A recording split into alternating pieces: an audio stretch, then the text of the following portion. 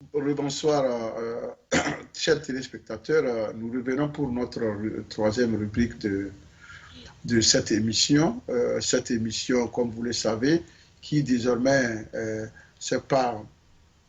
présentée à partir de 12 heures heure de New York et 16 heures temps universel pour permettre surtout à mes frères et sœurs africains qui ont, n'est-ce pas, qui suivent vraiment notre programme, de le suivre en direct et de poser leurs questions qui ont toujours été pertinentes, parce que c'est un peuple intelligent, le peuple d'Afrique.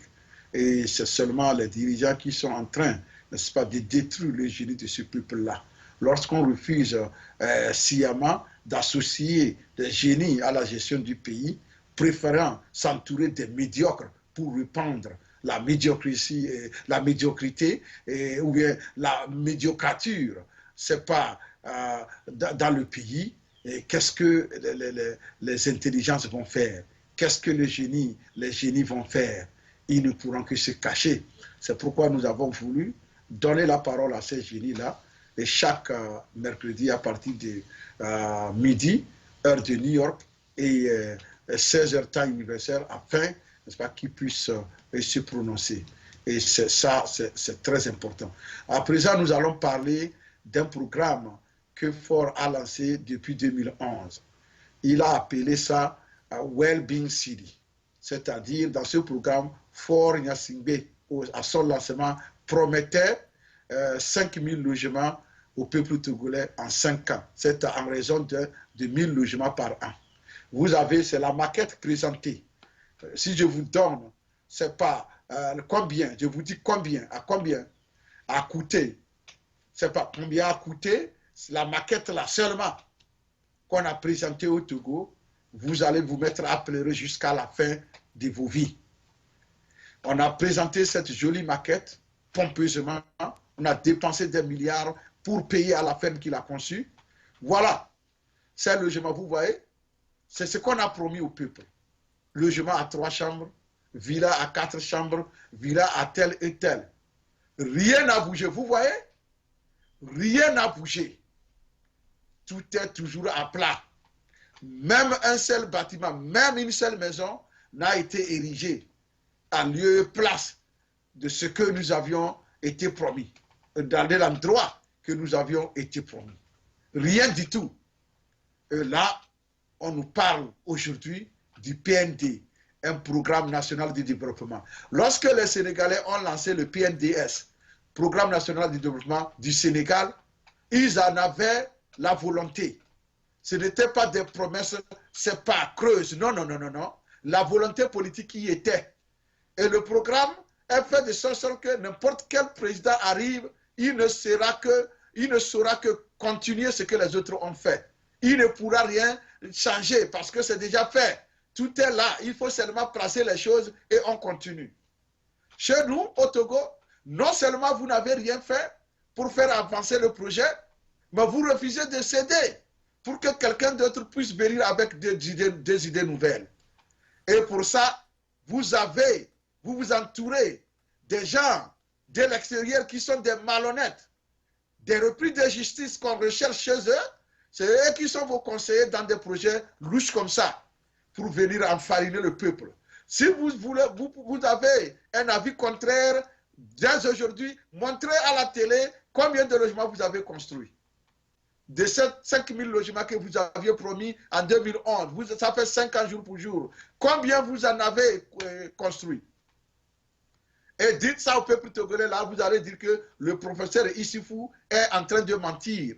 Là, je vais reconnaître cela, comme je l'ai dit. Si cela venait à être prouvé, je vais démissionner, j'arrête la chronique. C'est mon défi que je vous lance. Si vous savez que vous avez construit même 200 logements sur les 5 000 que vous aviez promis pour 5 ans, dites-le, montrez-le à la télé au peuple togolais et moi, je rends ma démission et je ne produis plus. Je ne fais plus, je n'anime plus la chronique de la semaine. C'est de ça que je parle. Voilà ce qu'on a promis au peuple. Une ville ultra moderne. Une ville à une moderne Stadt, pour nous exprimer en allemand. Voilà. C'est ça qu'on a promis au peuple togolais. Et de l'autre côté, vous allez voir les logements dans lesquels vivent les Togolais. Un contraste, le contraste est tellement honteux que je n'ai même pas envie de faire voir ça au monde. Parce que ça ne fait pas sérieux. Et ça, c'est un projet très, très petit par rapport au PND. Si vous n'avez pas pu amorcer même un petit projet comme ça, c'est le PND que vous allez pouvoir mettre en œuvre, s'il vous plaît. J'ai dit que le PND, c'est un programme mort-né. Et les preuves sont là. Les preuves sont là. La ville nouvelle, Well-Being City, promise aux Togolais, n'a pas eu lieu. Comme quoi, nous sommes habitués au non-respect des promesses. Et lorsqu'un président n'arrive pas à respecter ses propres promesses, il faut le mettre de côté et amener un autre pour voir ce qui va se passer. Le respect de la parole, c'est ça qui fait l'homme. Et si je suis obligé, et comment l'appelle-t-on, Feu Eyadema. Feu Eyadema a dit être homme, ce n'est pas être grand comme ce bâtiment. C'est le respect de la parole donnée. C'est votre papa qui l'a dit. C'est ça, c'est la sagesse. Mais vous, est-ce que vous avez écouté ça? Nous, on a pris ça, on travaille avec, parce que nous savons que c'est universel. Ce n'est pas parce que c'est venu d'Eyadema qu'il faut refuser ça. Non, c'est un adage sage. Et nous appliquons ça. C'est pourquoi je suis en train de l'appliquer, de vous l'appliquer. Parce que être homme, c'est le respect de la parole donnée.